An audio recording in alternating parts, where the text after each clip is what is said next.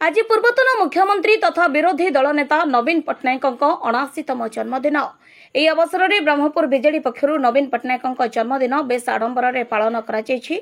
ବ୍ରହ୍ମପୁରର ପୂର୍ବତନ ସାଂସଦ ଚନ୍ଦ୍ରଶେଖର ସାହୁ, ମେୟର ସଂଘମିତ୍ରା ଦଳେଇ, ପୂର୍ବତନ ବିଧାୟକ ଡକ୍ଟର ରମେଶ ଚନ୍ଦ୍ର ଚ୍ୟାଉ ପଟ୍ଟନାୟକଙ୍କ ସମେତ ବିଜେଡିର ଛାତ୍ର, ମହିଳା, ଯୁବ ଜନତା ଦଳର ଶତାଧିକ କର୍ମକର୍ତ୍ତା ମା ବୁଢ଼ୀ ଠାକୁରାଣୀଙ୍କ ମନ୍ଦିରରେ ଏକତ୍ରିତ ହୋଇଥିଲେ। ନବୀନ ପଟ୍ଟନାୟକଙ୍କ ଦୀର୍ଘାୟୁ କାମନା କରି ମାଙ୍କ ନିକଟରେ ଦୀପ ପ୍ରଜ୍ୱଳନ କରିଥିଲେ।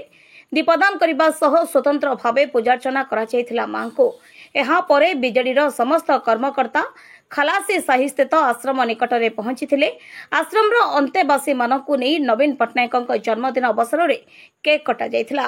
ପୂର୍ବତନ ମୁଖ୍ୟମନ୍ତ୍ରୀ ନବୀନ ପଟ୍ଟନାୟକ ଦୀର୍ଘ 24 ବର୍ଷ ଧରି ଓଡ଼ିଶାକୁ ସୁଶାସନ କରିଥିଲେ। ନବୀନ ବାବୁଙ୍କ ଦ୍ୱାରା ଗରିବ ମଧ୍ୟବିତ୍ତ ଶ୍ରେଣୀର ଲୋକେ ବିଭିନ୍ନ କ୍ଷେତ୍ରରେ ସୁବିଧା ପାଇଥିଲେ। ବର୍ତ୍ତମାନ ତାଙ୍କୁ ଶାସନ ବ୍ୟବସ୍ଥାରୁ ହରାଇ ଲୋକେ ଝୁରି ହେଉଛନ୍ତି, ତଥାପି ମଧ୍ୟ ଲୋକଙ୍କ ଭଲ ପାଇବା ନବୀନ ବାବୁଙ୍କ ପ୍ରତି ରହିଛି। ଆଜି ଦିନରେ ମା ବୁଢ଼ୀ ଠାକୁରାଣୀ ନବୀନ ବାବୁଙ୍କୁ ଦୀର୍ଘାୟୁ କରନ୍ତୁ, ସୁସ୍ଥ ରଖନ୍ତୁ ଏବଂ ଓଡ଼ିଶା ଉନ୍ନତି ନିମନ୍ତେ ବିରୋଧୀ ଦଳ ନେତା ଭାବେ କାମ କରନ୍ତୁ ବୋଲି କାମନା କରିଥିଲେ ବିଜେଡିର ନେତା ଓ କର୍ମୀ। आज पूर्वतन मुख्यमंत्री ओडिशा तथा विरोधी दल नेता एवं आम समस्त विजु जनता दल सुप्रीमो श्री नवीन पट्टनायक आज जन्मदिवस पालन कराउछि। सारा ओडिशा रे विशेष करके विजु परिवार पे एक मुख्य दिवस कहले अत्युक्ति है बनाई, कहीं मान्यवर पूर्वतन मुख्यमंत्री ओडिशा पाए तांकर शासन काल रे बहु योजना तृणमूल स्तर आरंभ करी महिला श्रमिक कृषक समस्त योजना करिसेंते। आपण परिलक्षित करुथिबे बहु लोक माने उत्साह सहित मान्यवर पूर्वतन मुख्यमंत्री तथा विजु जनता दल को अपेक्षा करके रही। आज दिवस रे मु गर्व अनुभव करे मान्यवर श्री नवीन पट्टनायक मोर नेता बोली एवं तांको जन्म दिवस अवसर सारा विजु परिवार प्रति मंदिर रे जाई दीप प्रज्वलन करछन्ती एवं तांकर दीर्घायु कामना करछन्ती, तांकर सुस्थता कामना कर मान्यवर पूर्वतन मुख्यमंत्री को पुनर्बार मुख्यमंत्री हेबा पाए बोली आशा प्रकट करुछन्ती, कामना करुछन्ती। संक्रांत रे ब्रह्मपुर रा विजु जनता दल मां बुढ़ी ठाकुराणी को पाखरे जे कि ब्रह्मपुर इष्ट देवी तांका पाखरे आसी आमे नवीन अंक ना रे दीप प्रज्वलन करिथिलु।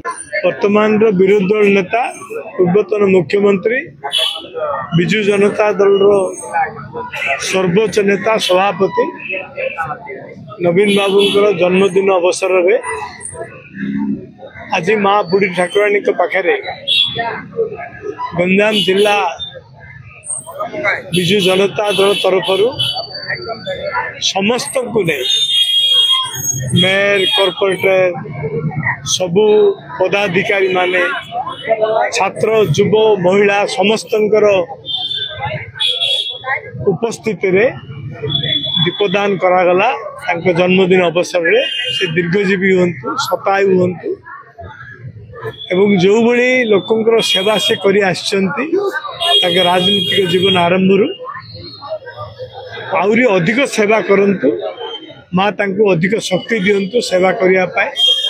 एवं नवीन बाबू सबुले कहिसंती क्षमता थिबा क्षमता नथिबा आम पई किछि फरक पड़िबार नै, आमे होचंती लोकंको सेवा करिया पे आछंती, तेणु लोकंको सेवा करिवा सही को आधार करी आमे मां के पाखे प्रार्थना करछु नवीन बाबू को आउरी शक्तिशाली करंतु एवं लोकों को सेवा करिया पाए से जेमती आउरी शक्तिशाली आम समस्तंकर सांगरे रही आमको काम करिया पे प्रेरणा देबे सही प्रार्थना आमे आज मां के पाखे करछु।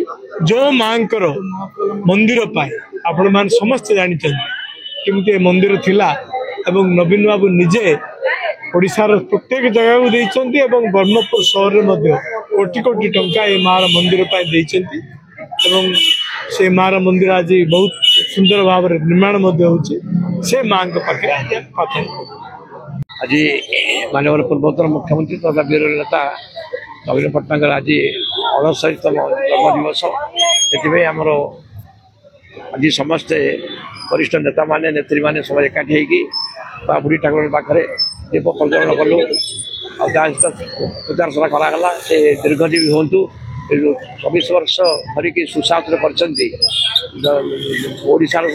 समस्या चाहते सी आउ थे पुनर्बार 2019 निर्वाचन। आज 79तम जन्मदिन उत्सव ପୂର୍ବତନ ମୁଖ୍ୟମନ୍ତ୍ରୀ ବର୍ତ୍ତମାନର ବିରୋଧୀ ଦଳ ନେତା ଶ୍ରୀଯୁକ୍ତ ନବୀନ ପଟ୍ଟନାୟକଙ୍କ ଜନ୍ମଦିନ ଉତ୍ସବରେ ଆମ ସମସ୍ତ କର୍ପୋରେଟର ବୃନ୍ଦ ଏବଂ ସମସ୍ତ ଜିଲ୍ଲାର ନେତୃବୃନ୍ଦ ସମସ୍ତ ମିଶି ଆସିରି ଦୀପଦାନ ଆଜି କଲୁ। ନବୀନ ବାବୁଙ୍କର ଉତ୍ତରୋତ୍ତର ଉନ୍ନତି ଏବଂ ତାଙ୍କର ଜନ୍ମଦିନ ଶୁଭକାମନା କରି ଆମେ ସମସ୍ତେ ତାଙ୍କର ଆଶୀର୍ବାଦ ପାଇଁ ଆମେ ମା ବୁଢ଼ୀ ଠାକୁରାଣୀ ପାଖରେ କାମନା କରୁଛୁ। କାର୍ଯ୍ୟକ୍ରମ ଦୀପଦାନ ଥିଲା ସକାଳ 8ଟାରେ। ତାପରେ ଆମର ଖାଲାସ ସାହି ଅନାଥ ଆଶ୍ରମ ଯାଇ ସେମାନଙ୍କୁ ବିସ୍କୁଟ ଚକୋଲେଟ ଏବଂ ଖାଦ୍ୟ ସାମଗ୍ରୀ ଦେବୁ ବୋଲି ଆମେ ପ୍ରୋଗ୍ରାମ କରୁଛୁ। ବ୍ରହ୍ମପୁରରୁ ଗୋପାଳକୃଷ୍ଣ ରେଡ୍ଡୀଙ୍କ ରିପୋର୍ଟ, ଗଞ୍ଜାମ ସମାଚାର।